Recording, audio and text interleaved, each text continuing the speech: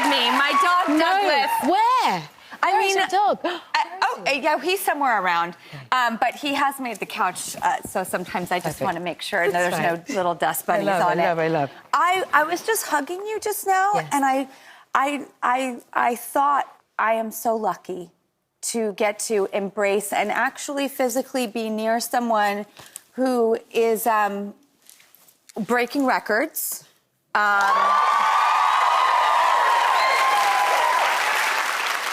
When I was watching this film, I brought my daughters, and which meant so much to me. And I've never seen in my life, in like the history of cinema as I know it, a performance that speaks to yours in the way of feeling the humanity that you brought to Alphaba. Thank you. Thank you. I was thinking about the director. Yes. Jon M. Jon.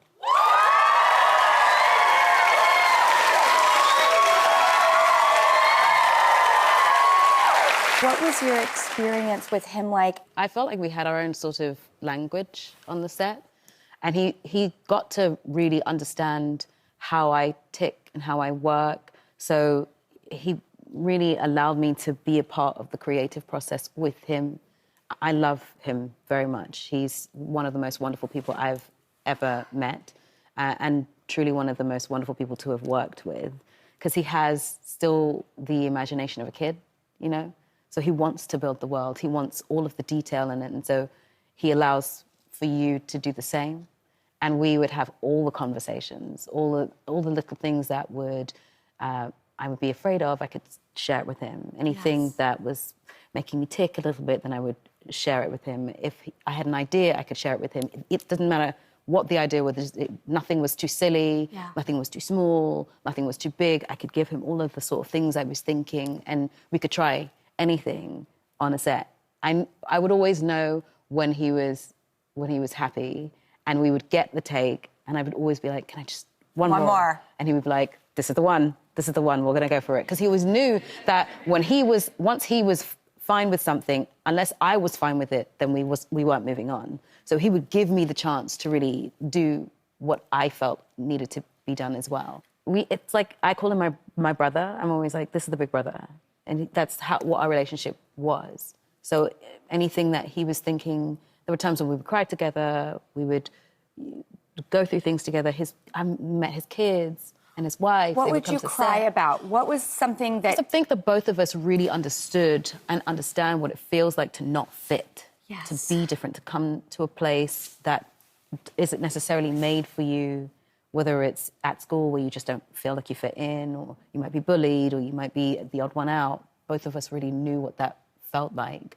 And so he made me feel really safe to use those memories to funnel that information into this character. But he would also understand what that was. That's why I wanted to ask you, because I was like, I felt a partnership from the two of you that has made, you know, not just box office history, which, by the way, congratulations. Thank you very much.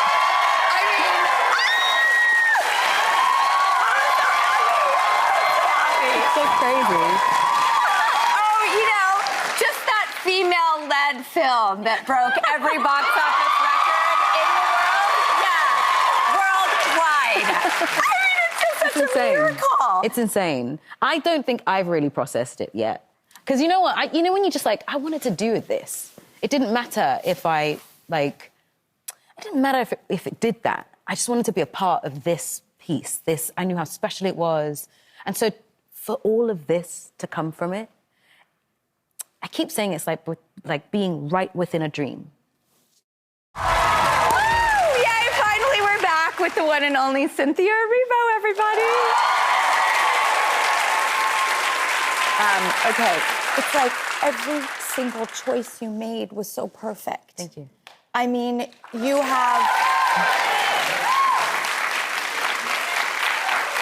also brought a strength to it that I think has to be the note for human beings, maybe even women too. Right. Of no. It's okay. We can push through. And this is not to say that you should always push through.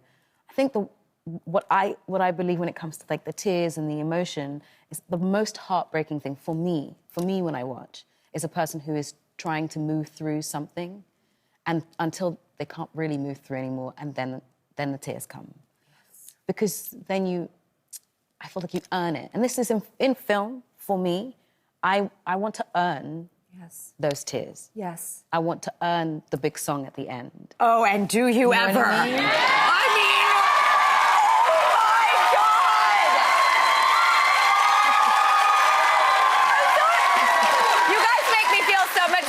crazy. I mean, people are on the street. They're just talking about it. They're talking about the end scene. We all can't wait for the next one. You have built something that is just majestic. Thank you. You did defy all odds, you know, because it's so much more than a film.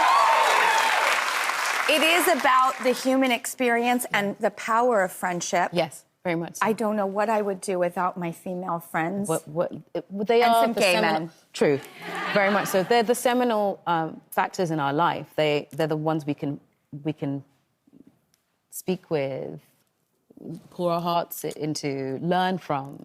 When we're heartbroken, we go to them. They help us grow.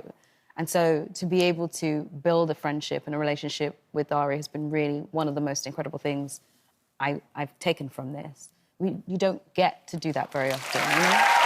Jessica Lange taught me this term.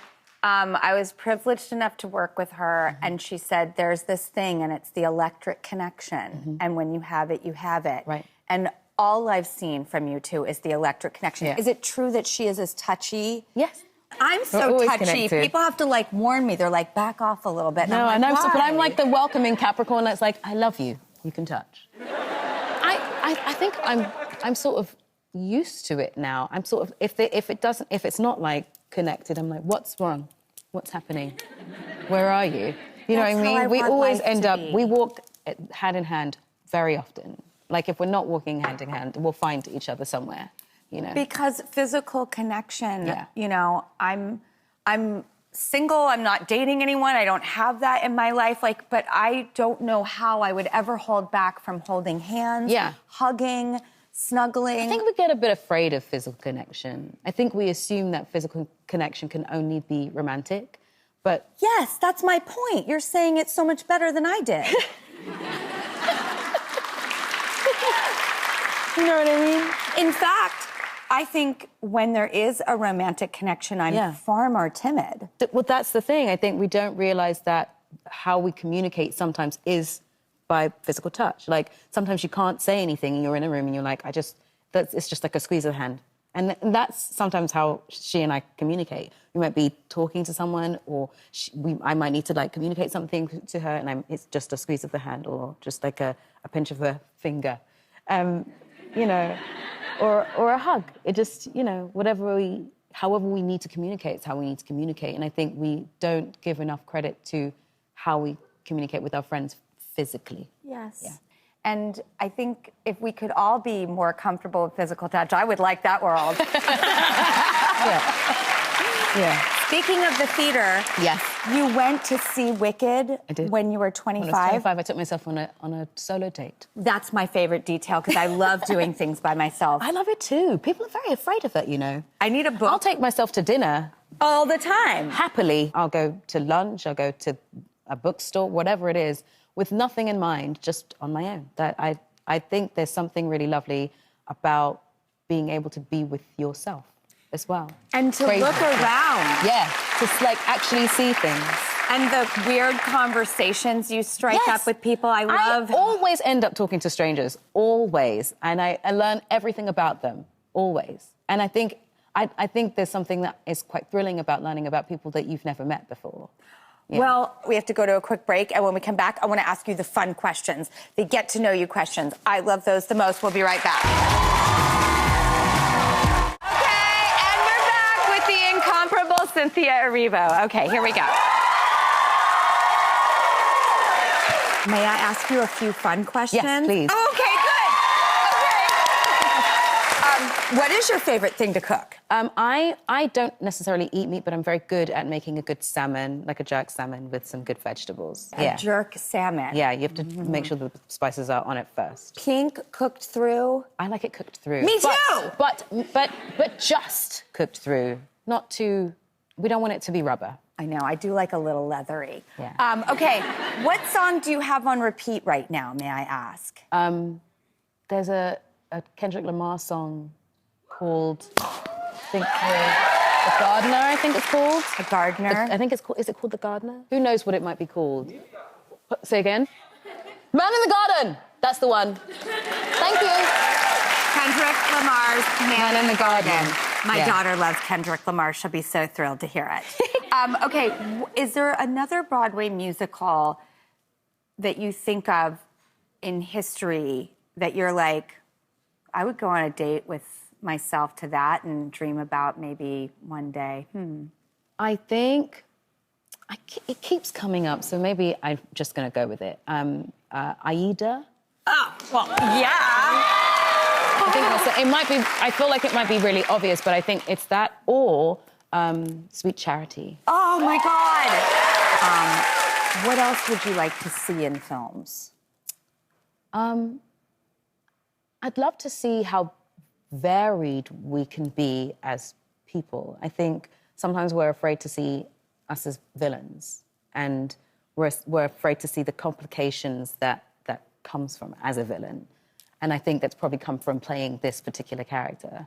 There's more behind the veil, you know? You proved that. Right? This is the most complex, layered, unarchetypal approach and performance I've ever seen in my life. Well, you know what? There's another thing. There is an era in film where there were lots of women in action, and that sort of has gone a little bit. I want it back because I want to do more. Yeah. Interesting. What I wouldn't give. Truly. I have an idea. It's time. You have an idea. Okay. By the way, this is exactly how my girlfriends and I talk. Okay. What would you say to teenage Cynthia? Which is a question I've sometimes gotten myself, and I always feel like I don't really know how to answer it. And yet, the older I'm getting, the more ideas I'm getting about what I would say. I think I would say to Cynthia, just keep going. You got it. Don't worry about the mistakes you make. They'll help. They'll push you in the right direction. Don't be so hard on yourself. Yeah. Okay, you've been traveling a lot lately. Do you have a certain packing situation that you do? Yes, I figure out the outfits that I'm going to take with me. I am not a light packer at all. No woman wants to be. 3 suitcases for 2 days because just in case. Oh, I love it. And that is, you laugh because you think it's an exaggeration. It's not an exaggeration. I pack for every eventuality. And I heard you bring a teapot with you? I bring a lot of things with me. I bring a humidifier sometimes. It's a little mini humidifier. Must keep the voice intact. I do bring there's like it's like a cup, but it turns into a teacup, so you can warm it up. It's called Ember. Oh, yeah, I know the Ember. Yeah. I got it from one of my best friends. It's perfect. Whose name is it's Ember. Amazing. Oh, my goodness. Right? Perfect. And she likes coffee. That's what I'm saying. So it warms the tea up. Yes. Okay. I want to close this conversation out with talking about the Ebony cover, which is the Pathbreaker of the Year. I love that cover. Really cool.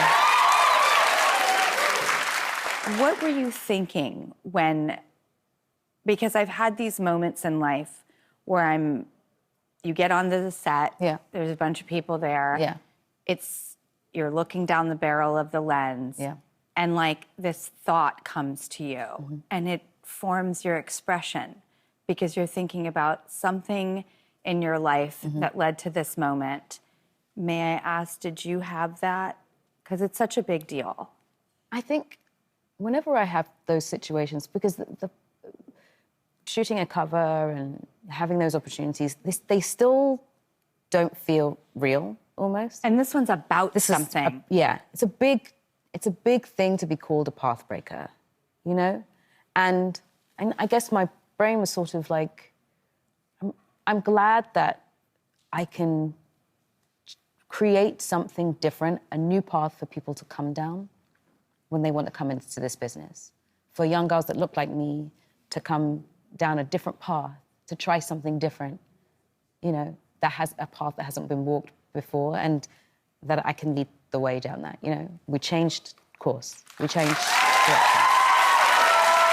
To me, it's all the tone that path is set in. Yeah. And I think that you have set a path that is so warm and welcoming, but so strong and badass. And just, it's like the film itself. It is tonally, message-wise, and a conveying gift to everyone that is as perfect as it gets. And it is a testament to everything that you brought to it. And I'm just so happy for you. And I can't wait for the next one. Thank you. Well, I think you all know that Peter